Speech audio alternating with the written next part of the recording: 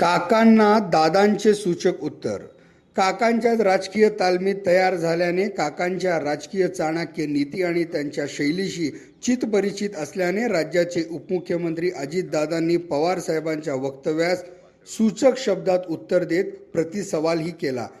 घटनेत बदल केल्यास मराठा समाजाच्या आरक्षणाचा तिढा सुटू शकतो असे विधान शरद पवार साहेबांनी केलेला होता.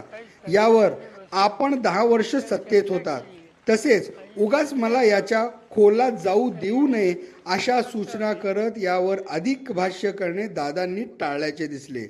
आज मराठा समाजाच्या आंदोलनाने, या प्रश्नाने राज्य ढवळून निघालेले आहे.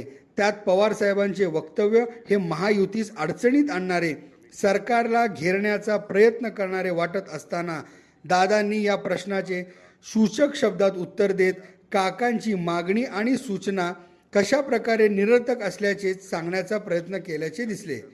एकीकडे मराठा समाज आपल्या मागण्या भव्य आंदोलनाद्वारे मांडत आहे आणि हे आंदोलन राज्याच्या काय देशाच्याही आर्थिक विकासावर परिणाम करणारे आहे. त्यामुळे याचा तोडगा लवकरात लवकर निघणे आवश्यक आहे.